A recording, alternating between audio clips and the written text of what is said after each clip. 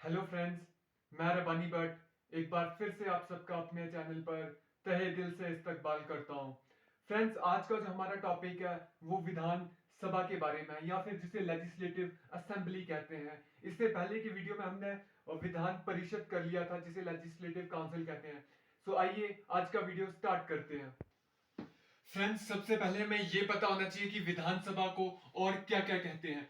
विधानसभा की अगर मैं बात करूं तो इसे कहते हैं फर्स्ट चैम्बर। इसके अलावा और भी बहुत सारे नाम है, वो भी मैं बता देता हूं आपको। ये एग्जाम्स में पूछे जाते हैं। तो सेकंड अगर मैं बोलूं तो पॉपुलर हाउस,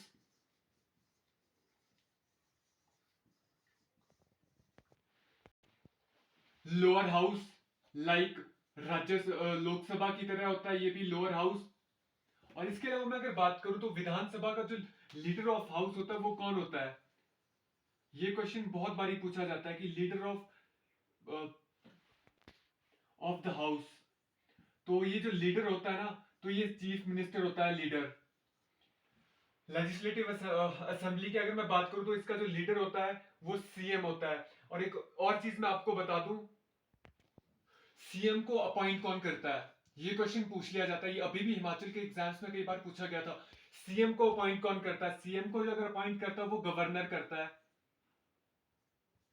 गवर्नर के अलावा जो काउंसिल ऑफ मिनिस्टर होती है ना, काउंसिल ऑफ मिनिस्टर, उससे भी जो औहद दिलाता है या अपॉइंट करते हैं ना, औहद जो इनकी होती है वो गवर्नर ही करते हैं। इनकी जो औहद होती है वो गवर्नर ही करवाते हैं इनकी। और बाकी के जितने भी मेंबर्स होते हैं उनकी औहद जो है विधानसभा के जो स्पीकर होते हैं वो उनकी औहद करवाते हैं।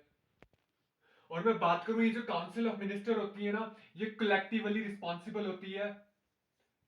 किसके रिस्पॉन्सिबल होती है, तो कलेक्टिवली रिस्पॉन्सिबल होती है असेंबली के लिए।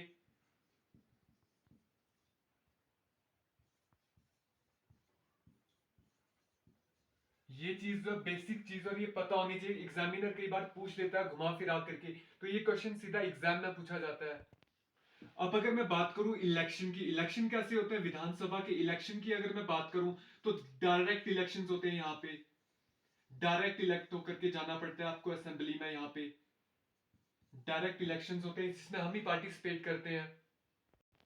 और टेन्योर की अगर मैं बात करूं तो इसका टेन्योर कितना होता है। टेन्योर इसका 5 साल का होता है। और मिनिमम एज क्या होनी चाहिए इसका मेंबर बनने के लिए, आपको एमएलए बनने के लिए कितनी एज होनी चाहिए मिनिमम, तो मिनिमम एज जो है इसकी 25 साल है। और यही सब चीजें मैं आपको लोकसभा में भी बता चुका हूं। और 6 साल का जो है वो विधान परिषद में है और 30 साल मिनिमम एज है इसकी। अब अगर मैं बात करूं स्ट्रेंथ कितनी होती है इसकी, स्ट्रेंथ ऑफ लेजिस्लेटिव असेंबली, तो इसकी जो स्ट्रेंथ है वो 500 से ज्यादा नहीं हो सकती है। मैक्सिमम 500 हो सकती है। और मिनिमम कितनी हो सकती है इसकी, तो मिनिमम की मैं अगर बात करूं तो इसकी मिनिमम 40 हो सकती है। बट एक एक्सेप्शन है यहाँ पे, सिक्किम, गोवा, अरुणाचल प्रदेश और एक दो और नॉर्थ ईस्ट के स्टेट है जिनकी मिनिमम सीट्स ही 40 है। या फिर एक आध स्टेट ऐसा है जिसकी वैसे ही कम है। तो मैं अगर बात करूं सिक्किम की, तो सिक्किम के जो सीट्स है विधानसभा की वो सिर्फ 32 है, जो कि मिनिमम है। अगर मैं करूं मैक्सिमम की बात करूं तो मैक्सिमम सीट्स जो है उत्तर प्रदेश के पास है और वो है 423 सीट्स जो है लोक सॉरी विधानसभा की, वो यूपी के पास है। इसके अलावा अगर मैं बात करूं यूटीज में, तो यूटीज में दिल्ली के पास भी लेजिस्लेटिव असेंबली है और पुडुचेरी के पास भी। दिल्ली की जो सीट्स है वो 70 है और जो मैक्सिमम है यूटी में। और पुडुचेरी के पास 30 सीट्स है जो कि मिनिमम है। सो फ्रेंड्स, अब अगर मैं बात करूं इलेक्शन जो लड़ते हैं ना, तो उसके लिए सिक्योरिटी रखनी पड़ती है इलेक्शन लड़ने के लिए। तो ये क्वेश्चन पूछा जाता है कि सिक्योरिटी कितनी रखनी पड़ती है जब आप एमएलए का इलेक्शन लड़ते हो। तो सिक्योरिटी की अगर मैं बात करूं in case of legislative assembly, तो यहां पे जो 25,000 रुपए, 25,000 रुपए सिक्योरिटी रखनी पड़ती है। अब अगर मैं बात करूं एससीज और एसटी के लिए कितनी सिक्योरिटी होती है, एससी और एसटी के लिए 50% इसमें ऑफ होता है, यानी कि उनको हाफ ही देना। सॉरी, यहां पे 10,000 रुपए है।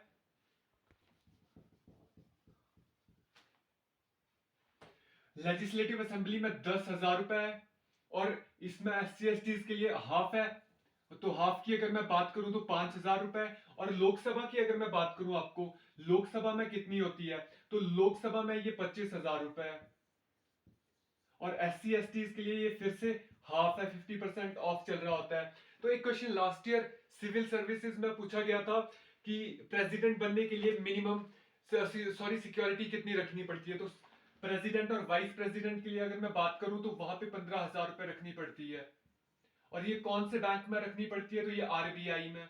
तो ये चीजें एग्जामिनर एग्जाम में पूछता है, तो ये बेसिक सी चीजें आपको पता होनी चाहिए। और यहाँ पे ये 10,000 रुपए है, ये मैं पहले गलती से 25,000 बोल बैठा था।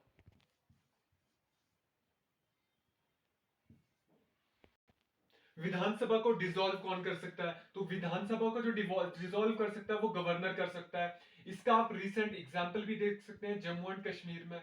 नहीं तो 1976 में रंगा राव हिमाचल के एक CM थे, उन्होंने आंध्र प्रदेश की विधानसभा को डिसॉल्व किया था।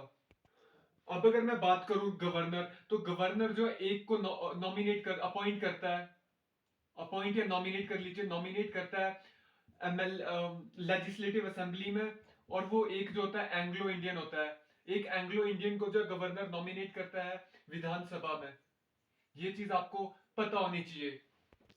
अब फ्रेंड्स मैं बात करूं, अगर रिजाइन किससे करना होता है, अगर रिजाइन इनको करना हो ना, अगर किसी MLA को रिजाइन करना हो तो वो रेजिग्नेशन लेटर जो है वो स्पीकर को दे सकता है। अगर स्पीकर नहीं हो इन केस, तो डिप्टी स्पीकर को दे सकता है। अब अगर मैं बात करूं स्पीकर की, स्पीकर कौन होता है?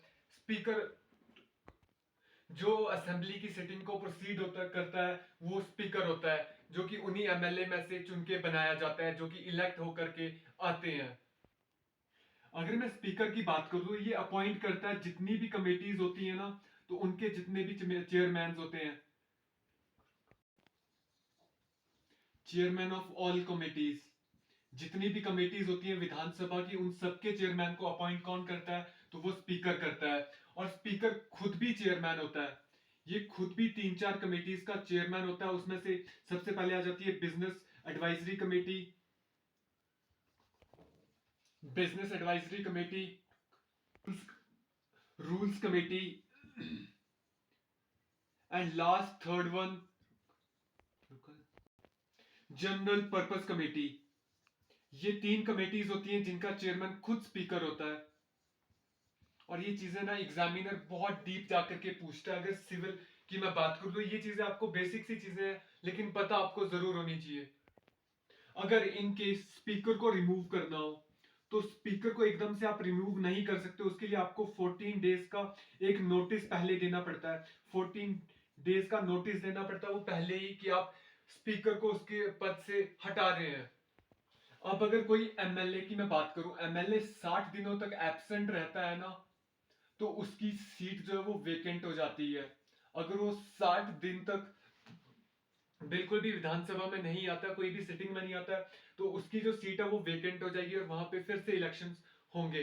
तो फ्रेंड्स इसके अलावा अगर मैं लास्ट में बात करूं, तो बात करूं अगर मैं पहले लैंग्वेजेस की बात करूं, लैंग्वेज कौन सी यूज की जाती है असेंबली में, तो वो है इंग्लिश एंड हिंदी। और ये अंडर आर्टिकल की मैं बात करूं, तो आर्टिकल इसके लिए आता है अंडर 343 आर्टिकल। और ये पार्ट की बात करूं तो पार्ट 17 में आता है ये। तो इसका अगर मैं क्लॉज वाइज बात करूं तो थर्ड क्लॉज है, जिसमें देके रखा है कि आप इंग्लिश को और भी आगे जाकर के यूज कर सकते हैं। लास्ट अगर मैं बोलूं सेशंस फ्रेंड्स, तो सेशन की मैं बात करूं तो ये 2 सेशंस जो है ना साल में होने चाहिए, मिनिमम 2 सेशंस होने चाहिए। 40 से लेकर के 60 दिनों तक के 2 सेशंस। और इसमें मैक्सिमम गैप जो होना चाहिए ना, मैक्सिमम गैप की अगर मैं बात करूं तो वो 60 दिन का होना चाहिए, सॉरी 6 मंथ का होना चाहिए। 6 मंथ से ज्यादा का गैप नहीं होना चाहिए इन सेशंस में। तो फ्रेंड्स आज के वीडियो में बस इतना ही था, जो कि एग्जामिनेशन पॉइंट ऑफ व्यू से पूछा जाता है, मैं उसी तरीके से आपको पढ़ा रहा हूँ। होप फ्रेंड्स आपको ये वीडियो अच्छा लगा हो। Thank you.